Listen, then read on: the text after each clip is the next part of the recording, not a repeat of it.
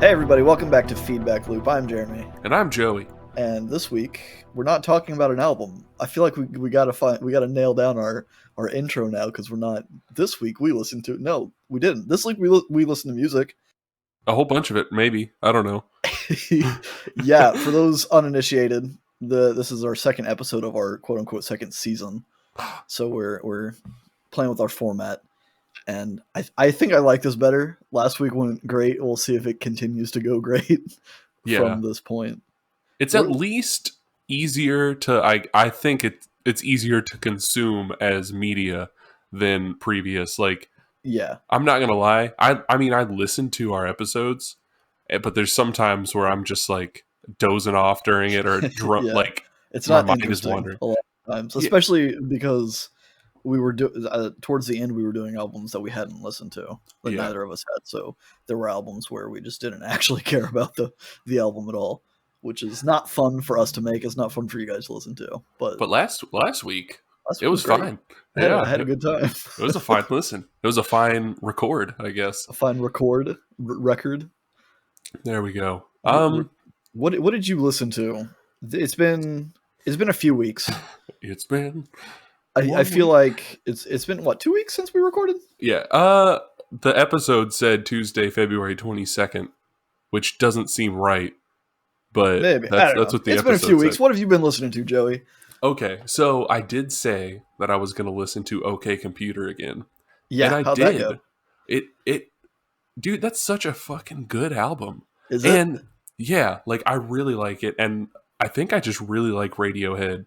I think that's fair. I think it's a popular statement. Yeah.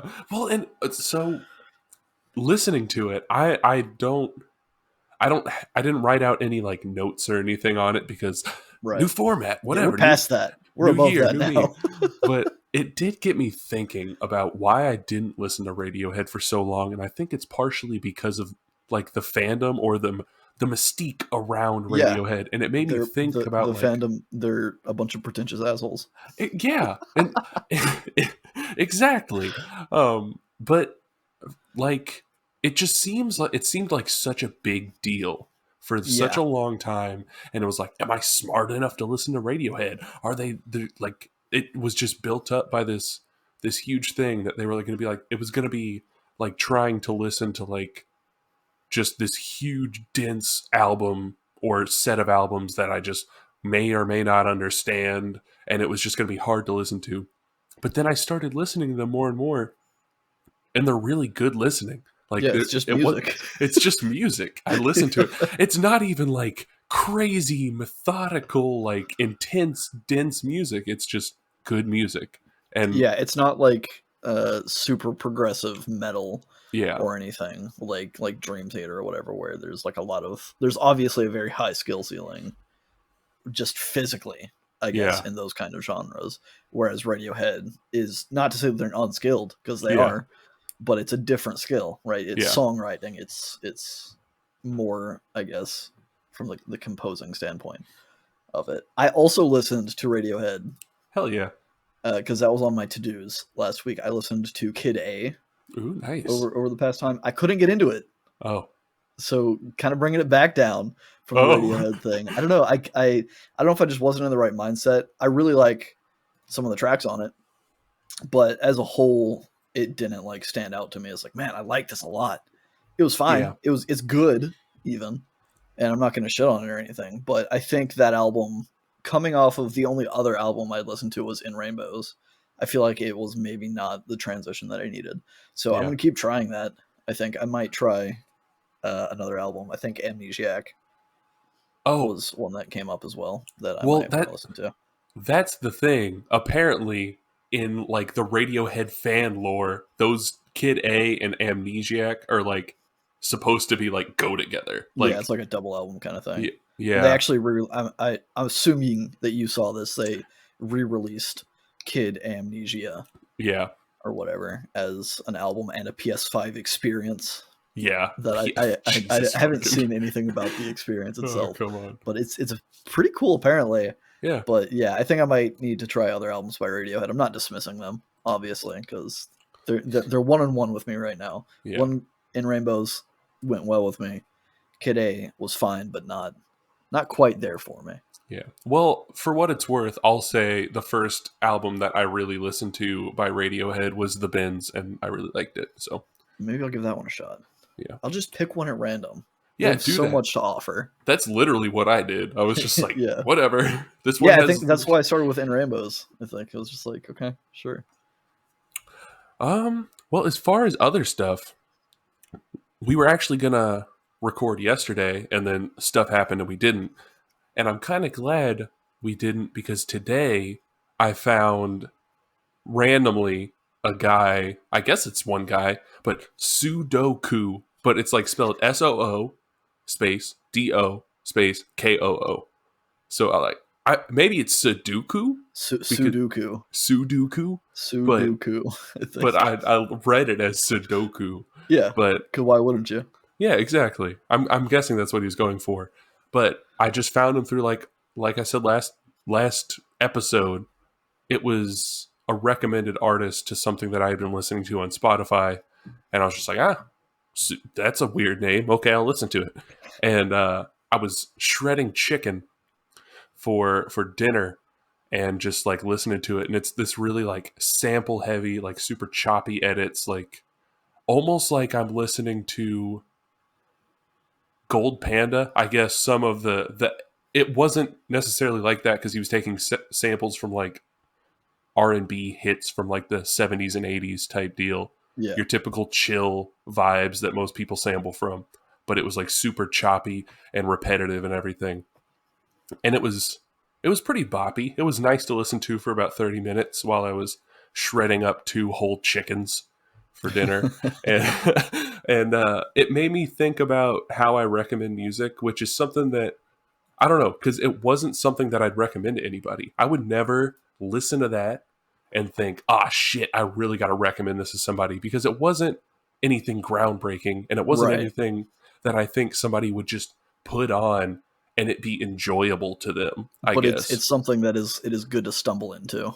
Exactly. Kind of that's exactly where I was going, where it's like, there's totally music, which is weird to say this on a podcast that we've spent so long just recommending music back and forth to. Yeah. But like, that's something that really goes into my mind whenever I'm like, I hardly ever recommend music, because of the fact that I feel like a lot of music is better suited to just finding than being recommended. Because with a recommendation comes an expectation of some sort. There's already a precedent set whenever you're like, hey, listen to this.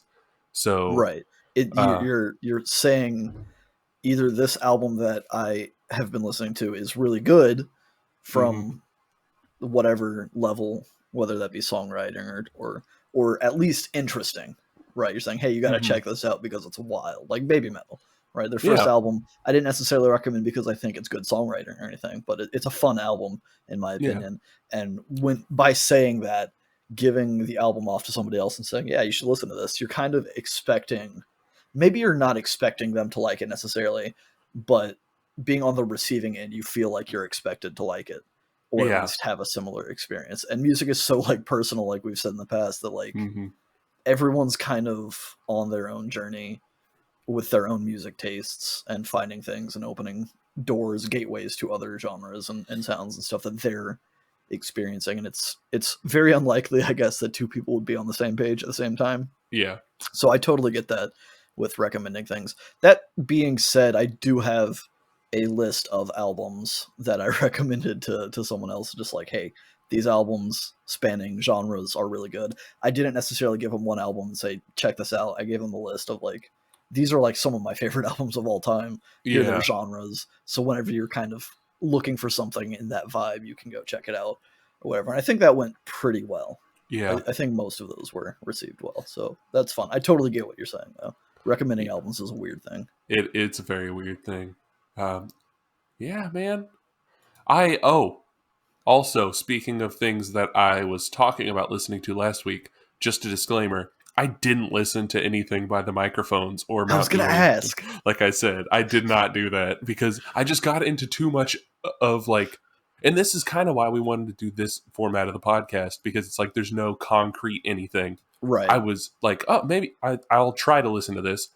And it just didn't happen naturally. And there was no pressure on it to do it. because it just didn't happen. And it's probably going to happen sometime soon because now it's in my radar. Right. But I don't feel obligated to do it in any sort of time frame. Yeah, speaking of, last week I said that I was going to be checking out Mazzy Star, was a band. I did check out one album by Mazzy Star. I was not impressed. It's not bad. Yeah. I think the song that I had heard previously is the best song on that album, and it's the first song on that album.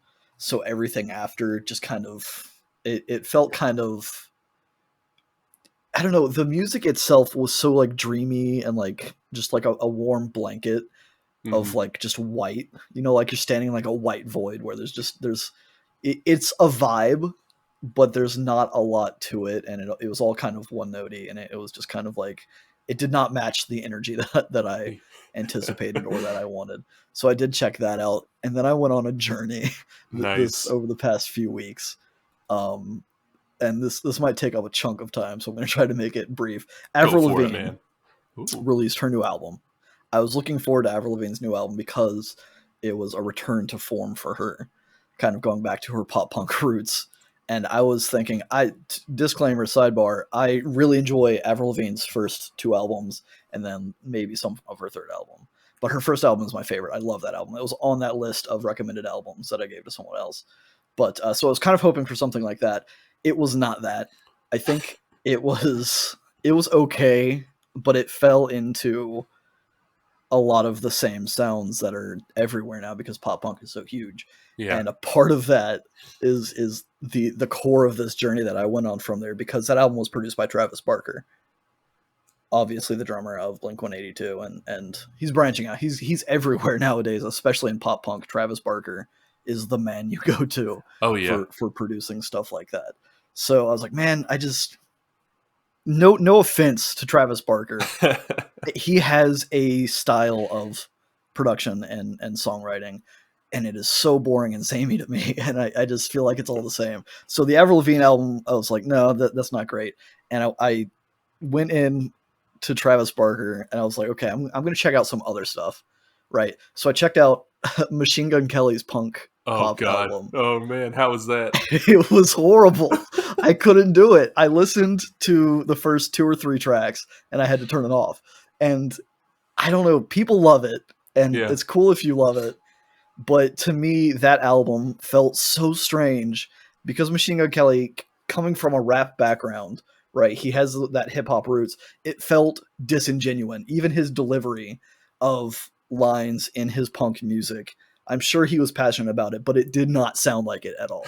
It sounded like he did not know.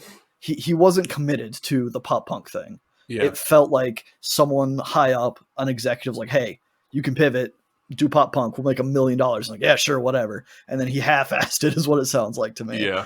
That layered with the Travis Barker production that I've already complained about, it was a bad experience, right? A few days after that, someone recommended me an album. I asked for it. It was a solicited thing. I was like, hey, just give me an album. I'm going to go take a shower. Give me something wild to put on. And they recommended Trippie Redd and Travis Barker have released an album together called Pegasus Neon Shark versus Pegasus, presented by Travis Barker. So I put that one on, and it starts off as just like the Travis Barker sound. Mm-hmm. I'm like, I'm not super into this. Trippie Redd, I think he's cool. Yeah. I haven't listened to a lot of his music. I don't think I've listened to much outside of Features and then this album now. The song is the album is 40 tracks long. What the fuck? 40 songs. The first half of it is produced by Travis Barker, and it says featuring Travis Barker or whatever. And the second half, I guess, is just not. But it's wild. That album, I am recommending this album to you, Joey. Okay. Because it started in this pop punk place, and then over the course of 3 or 4 songs, it goes into this weird, cool, vibey shoegaze kind of thing going on. And they even feature Chino Moreno. What? They have a song with Chino from Deftones. And it's so cool. I really like a handful of tracks on that album. It's such a trip, but most of that album I cannot stand. And after like the halfway point in that album where Travis Barker stops becoming involved, it just kind of goes, I guess, to Trippie Redd's Natural Habitat, which is just the more like hip hoppy stuff. But before that, there's some really cool sounds. I would recommend listening to the first half of that album at the very least. That was the end of my Travis Barker journey. I'm just like, man, a lot of this does definitely sound like Travis Barker's production.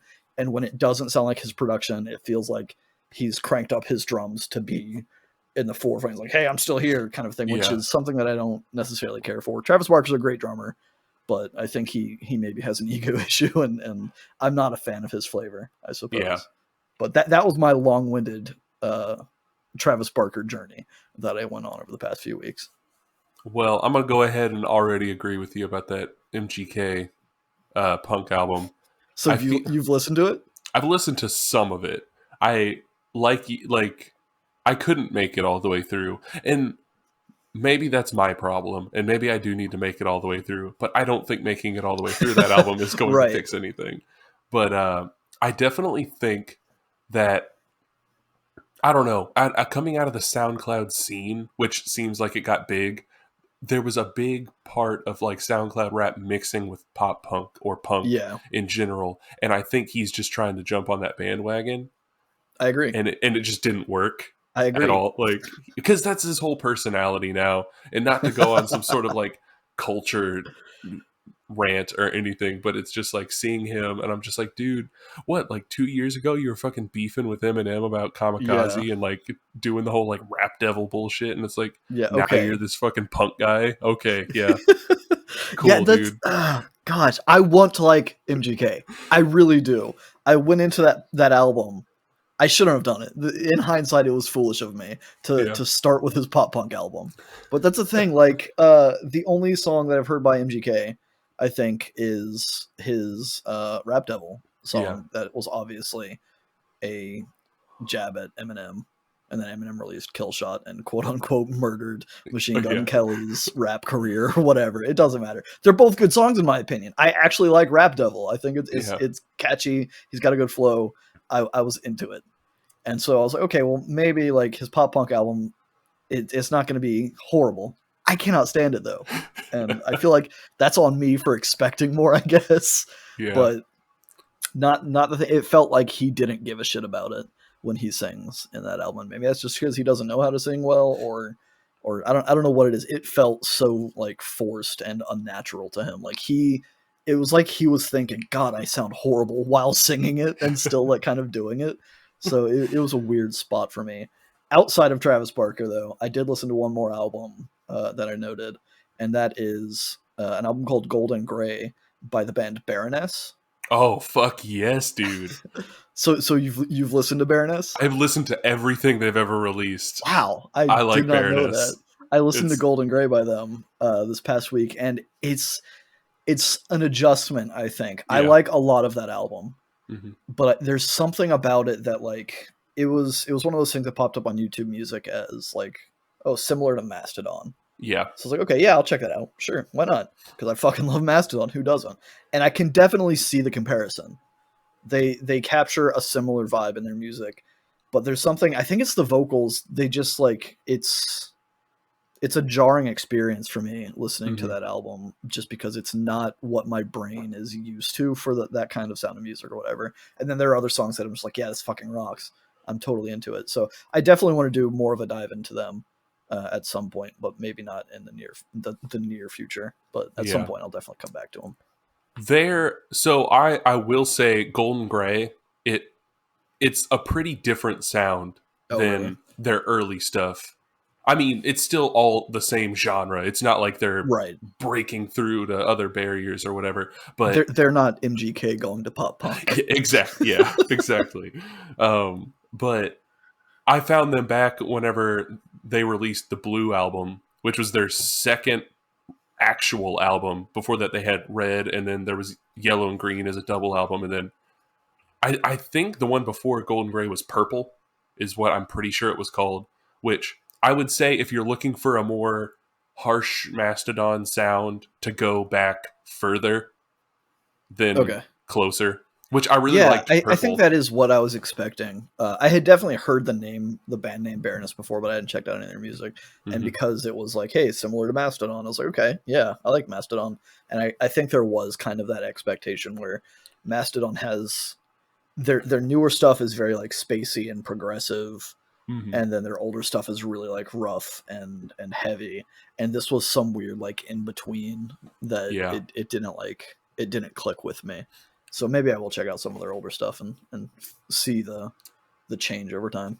Yeah. And I mean, apparently, I've watched interviews with the the whole band, and apparently Golden Gray was like the sound they've always been trying to attain. So Interesting. more power to them. Yeah, I that's just awesome. personally like their Yeah, as an previous stuff artist, more. that's got to feel incredible, right? Yeah, To it's got release to. something that you're like, yes, this is it. This is what I've always wanted Yeah, it to sound like, and I don't care what other people think about it or how well it does commercially. I mean, at that point in their album, they've clearly had several albums, and yeah, or at that point in their career, they've had several albums, and they've been doing well for themselves. So it's huge for them to be able to like just put out that album, and be like, yeah, we've finally done it. We've achieved peak Baroness hell yeah. for them, which is I'm that's exciting. Man, I think I had like about two other albums that I've listened to. I listened to some Uncles, which is I feel like I've mentioned them before. It's Dan Bateman from Frog. It's his band before he was in Frog.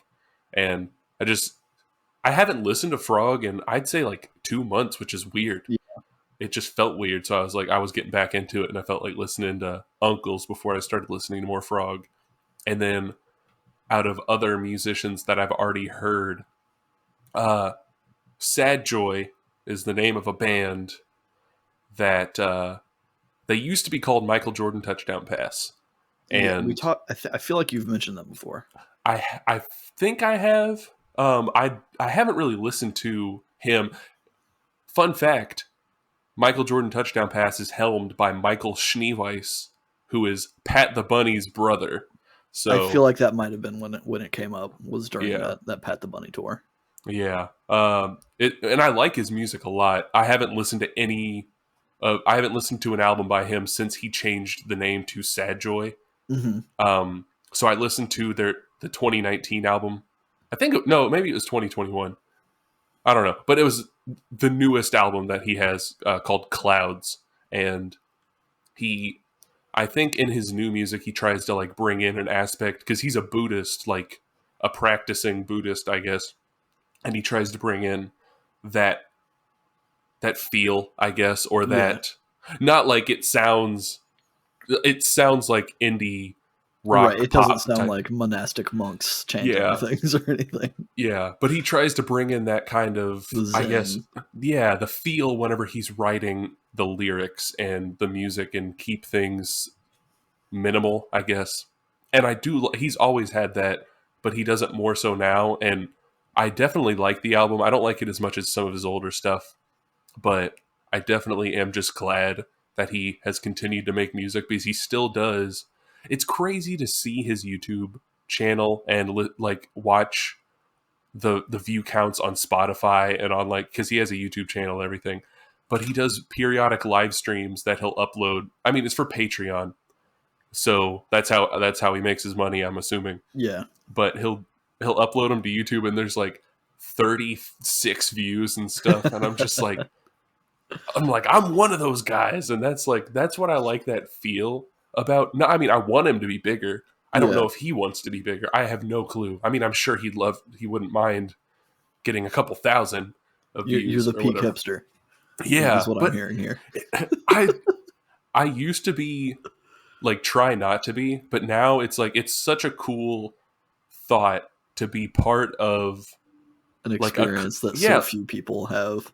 exactly, and it's just so cool. Something about it is just so cool, and he's made so much music. Like if I had to recommend one of his albums, it would be an EP called Be a Tiger from back whenever he was still going by Michael Jordan Touchdown Pass.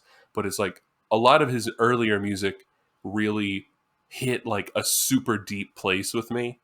And it's cool to see him now after all these years, 10 years after he released some of the albums that I listened to, like live streaming and getting to just be a part of like this close knit thing. It's just it's like a small intimate community, you know. Yeah, and cool. I think that's why Twitch in theory is cool as well, because Twitch allows that kind of thing, right? Being able to stream.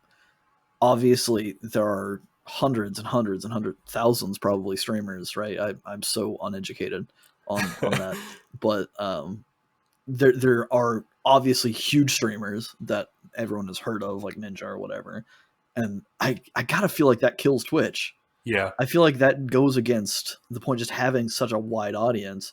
I'm sure they make shit tons of money. Oh yeah, but the point for me, I think the idea of Twitch is more about that community interaction and being able to kind of have a conversation, I guess, with strangers around the internet that are like-minded, which is cool shit. We need to wrap this up. So going forward, this coming week, 2 weeks, however long we're putting between these episodes, the new Cascade and Deadmau5, they released a project, or they announced a project, the first single of which is coming out on this Friday, which we're kind of date stamping, I guess, when we're recording this. But I'm so excited for Cascade and Deadmau5 to be a thing again. Yeah. It's been, I guess it hasn't been that long. They did a song with Skylar Grey a while back called Beneath with May. That was pretty good. But Cascade and Deadmau5, whenever they collaborate, I'm on board because they just make great shit. And then also something that I'm probably going to be looking into is there was this playlist that was recommended to me on YouTube Music that I've already kind of dipped my toes into. And by that, I mean, I'd listened to most of the playlist, but I want to check out some of the bands that were on it. The playlist was called Stiff Drink in a Dim Place. Nice. I was just like, that sounds like good atmosphere. That's what I want right now.